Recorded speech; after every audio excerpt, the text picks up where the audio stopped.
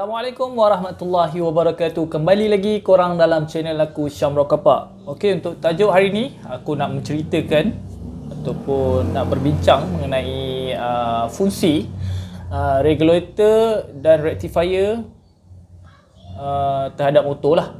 Apa dia punya peranan dan macam mana kita nak check sekiranya benda ni mengalami masalah ataupun motor korang pun ada mengalami masalah simptom-simptom yang sama, masalah pada regulator ataupun rectifier ni sendiri.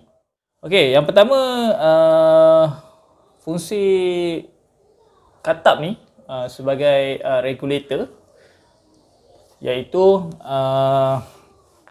dia memberi arus elektrik kepada lampu motor. Okey, kepada lampu motor korang.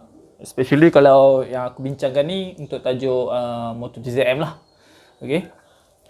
Daripada coil magnet tu sendiri sebenarnya dia mengeluarkan arus AC. Okey. Untuk bahagian lampu kita, bahagian lampu motor TZM tu sendiri dia menggunakan arus AC. Okey. Arus AC ni aku cerita mengenai fungsi dia sebagai regulator dululah. Sebab kalau ikutkan motor-motor lama, dia ada dua benda ni. Satu dia ada regulator dan satu lagi dia ada rectifier. Kalau motor-motor lama dulu, dia pecah terhadap dua. Tapi sekarang ni dia dah keluarkan sekali fungsi dia. Dia pecahkan dua fungsi. Dan inilah katap ni. Okey. Dan dekat rectifier ni sendiri, kalau korang boleh tengok, okey, dia ada 4 wire wire merah, wire putih, wire hitam dengan wire kuning merah. Okey, wire kuning merah. Kat sini tak ada lah pula. Tapi wire daripada wire keluar tu adalah. Wire keluar daripada daripada konektor untuk wiring motor tu sendiri. Okey.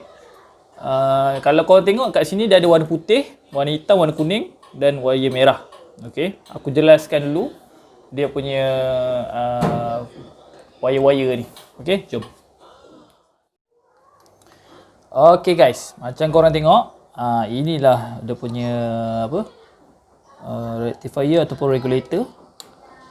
Dan aku nak terangkan apa masalah yang akan dihadapi sekiranya korang punya rectifier ni problem lah. Okey, korang punya katap ni problem. Yang pertama, untuk bahagian lampu motor korang, dia akan cepat putus lah. Okey, korang punya lampu bulb tu mentol dia tu cepat putus. Okey, mentol dia cepat putus. Yang kedua, korang punya bateri tak cas. Okey, bateri tak cas. Okey. Aku terangkan dulu untuk bahagian regulator lah. Dia sebagai sistem penyalaan lampu lah. Okey, daripada magnet tu sendiri dia mengeluarkan arus AC. Terus kepada lampu lah.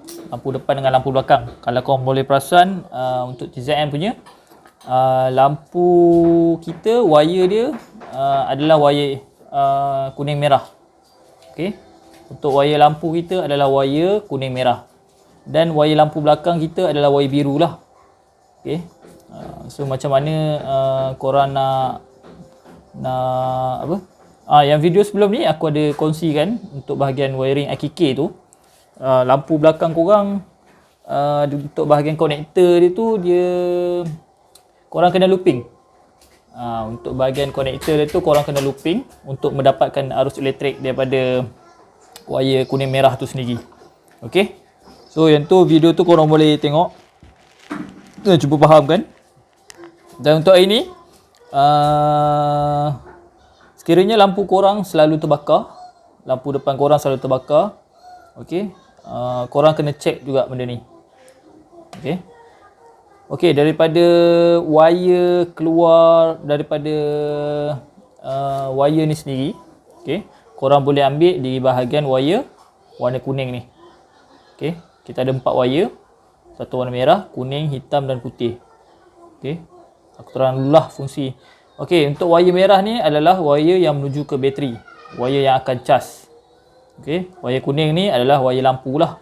Yang akan connect dekat sini nanti wire hitam, wire kuning merah. Dan wire hitam ni adalah kita punya earth lah. Kita punya negative terminal. Kita punya earth body. Okey. Yang warna putih ni adalah wire pengisian. Wire yang akan cas bateri. Okey. Dia akan keluar dan akan pergi warna merah, wire warna merah. Okey. Okey, cara korang nak check untuk rectifier ni, wire kuning ni. Wire kuning ni korang kena, okey, kat hadapan aku ni ada multimeter lah. Multimeter ni kalau korang nak check untuk wire ni, tadi ada baby kecil tadi kacau. Okey, macam mana korang nak check korang punya sama ada korang punya katap ni bermasalah. Okey, nak check sekiranya korang punya lampu kerap sangat terbakar. So langkah dia korang kena ada multimeter lah untuk check dia punya volt dia berapa. Okey, untuk check arus AC ni, okey, kita punya wire untuk wire lampu adalah arus AC Korang kena ingat kita punya wire adalah arus AC. Okey, wire AC dia ni adalah warna kuning ni. So dekat aku ni ada multimeter, korang pusinglah bahagian AC ni. Kalau arus AC ni, arus maksudnya arus bolak-balik lah. So korang pergi ke bahagian 200 ni. Okey.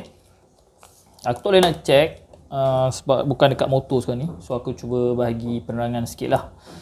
Nanti insya-Allah untuk video akan datang aku akan buat kat motor. Okey. Aku nak tunjukkan bagi korang faham dulu. Okey, untuk arus ni yang keluar daripada ni, korang boleh connectkan dia ataupun cucuk kat bahagian belakang ni. Okey, korang cucuk kat bahagian belakang. Dan wire ni, wire hitam ni, negatif ni, korang boleh shortkan dia dekat ataupun dekat body. Okey, korang boleh shortkan dia kat body supaya dia punya bacaan korang boleh tengok kat sini nanti berapa. Okey, arus untuk AC ni, untuk lampu depan korang, mestilah tak melebihi daripada 12 volt. Sebab kalau lebih daripada 12 volt, korang punya mentol automatik akan terbakar. Okey. Okey, itu untuk lampu lah. Okey. Kalau bacaan yang tulis kat sini dia lebih daripada 12 volt, mentol korang memang automatik akan terbakar. Okey, seterusnya fungsi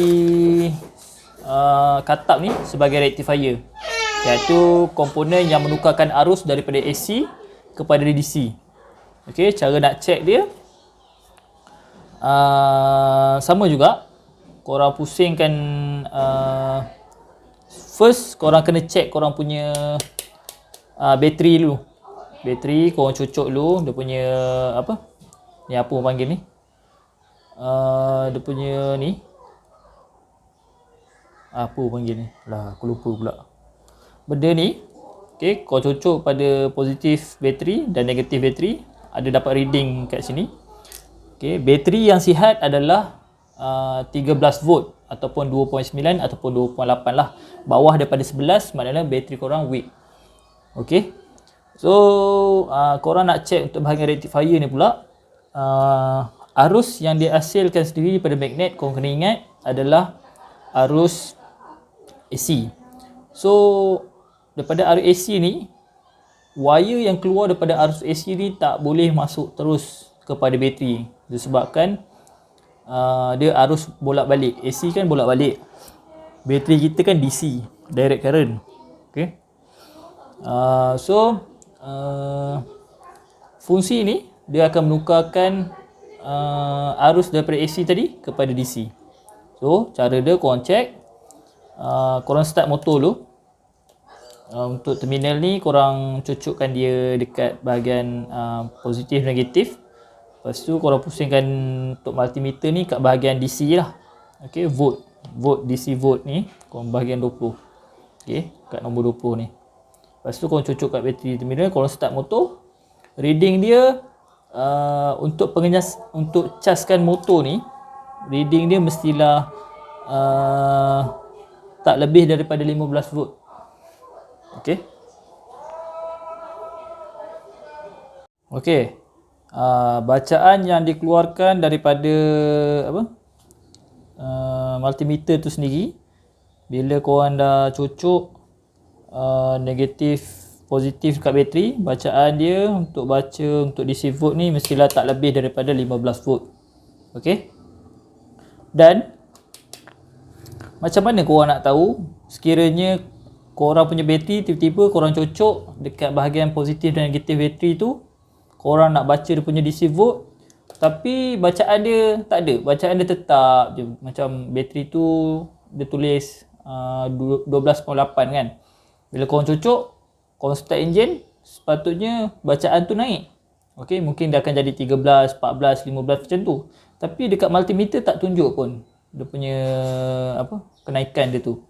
Jadi korang nak check, korang pergi dekat rectifier ni, korang check kat katap ni. Untuk bahagian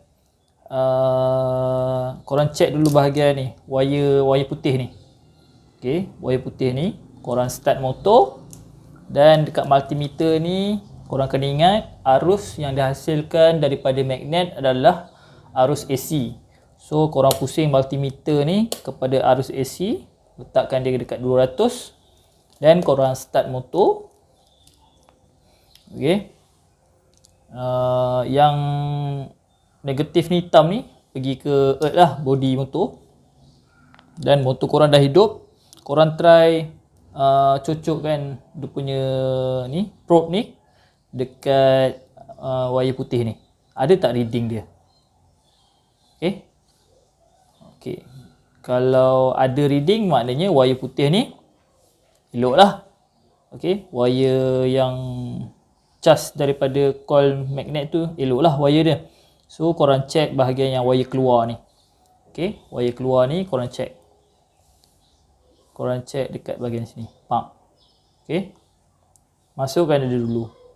Lepas tu mestilah dia punya bacaan dia, kalau ada dia tulis 12 lebih lah. Kalau dalam keadaan motor hidup, dia akan keluar dalam 12, 13, 14, 15, tak lebih daripada 15 lah selalu. Okey. Sekiranya korang check dekat sini api untuk wire charge ni tak keluar, dah confirm benda ni rosak lah. Okey.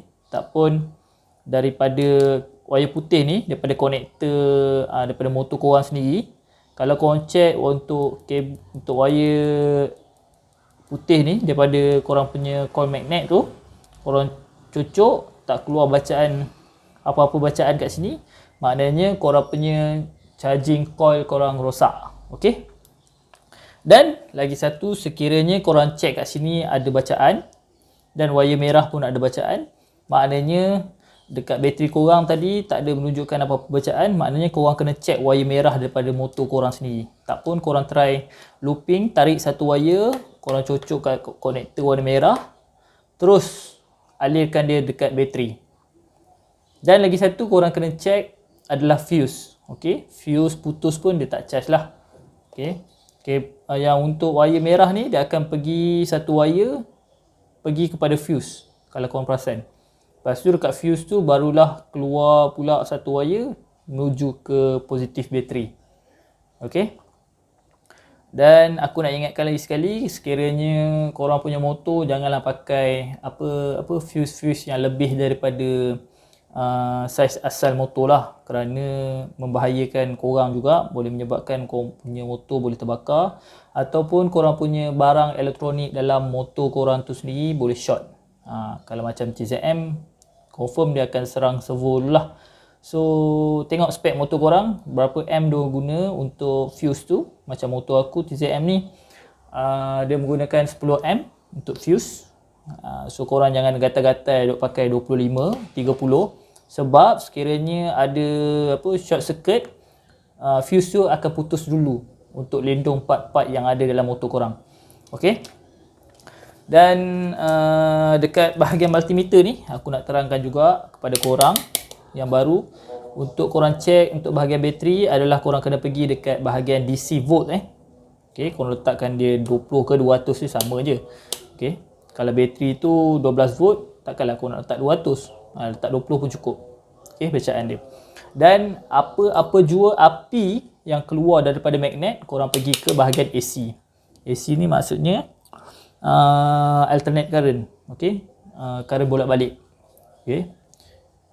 Dan apa akan terjadi sekiranya arus yang keluar daripada magnet tu sendiri menuju terus kepada bateri. Okey. Ini boleh menyebabkan korang punya wire terbakar ataupun korang punya bateri boleh meletup. So pastikan macam aku cakap tadi, perkara yang basic, kalau korang nak check untuk wire tu ada wire charge ni, ada charge ke tak bateri, korang check wire putih dulu daripada coil magnet korang. Dan sekiranya bacaan api yang keluar daripada reading bateri itu sendiri dia tak ada, korang check wire merah dulu. Okey, cocok wire merah, tengok ada keluar tak. Apa jua benda yang menuju ke bateri, korang kena pakai bacaan adalah DC. Okey, aku ingatkan DC. Daripada magnet apa semua dia akan keluar jadi AC. Okey. Dan wire hitam ni korang tahulah, wire hitam ni semua negatif lah. Earth body motor. Okay. Rasanya tu saja. Okay guys, rasanya tu saja perkongsian aku terhadap fungsi rectifier ataupun regulator ni terhadap motor korang. Okay. Dan aku dah kongsikan cara macam mana korang nak check wire-wire ni.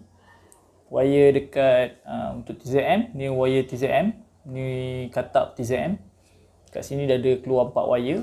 Aku dah terangkan korang nak kena check wire mana dan korang kena check apa.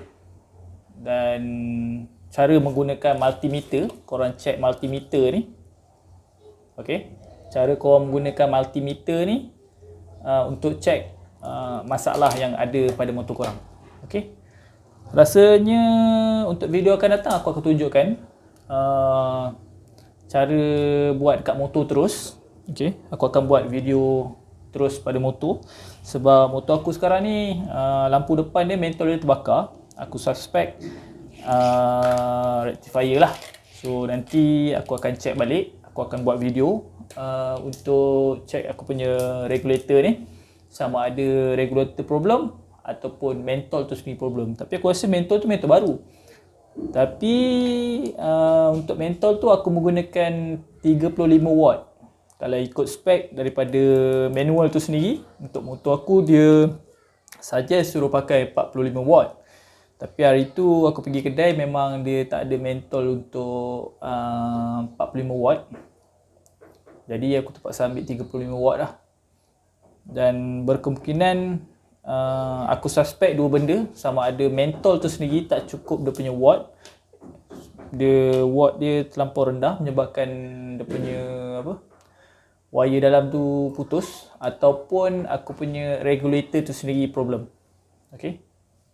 Regulator tu sendiri problem.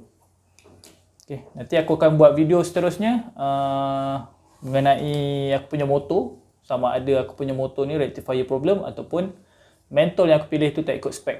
Okey, rasanya tu saja sekadar perkongsian aku kat sini. Sekiranya ilmu ni bermanfaat untuk korang semua, korang jangan lupa klik subscribe, like dan komen, dan share banyak-banyak video ni supaya bermanfaat untuk semua. Dan tu saja. Jangan lupa support guys. Untuk motor yang dah siap tu aku buat untuk jual lah. Okay, aku buka harga dia 9.5k. Barang fully original. YCLS pun aku beli baru. So kepada yang berminat boleh PM aku. Dan apa-apa nanti korang boleh dan tak lupa juga korang boleh follow aku punya Instagram. Korang type Syam Rock Kapak, klik follow. Dan kalau sekiranya korang berminat dengan aku punya servis, perkhidmatan aku punya tuning, overhaul ataupun lain-lain servis apa semua, kalau korang berminat nak dapatkan aku punya perkhidmatan, korang boleh PM aku dekat Facebook, Messenger ataupun Instagram aku. Okey, rasanya itu saja. Wassalamualaikum warahmatullahi wabarakatuh. Peace.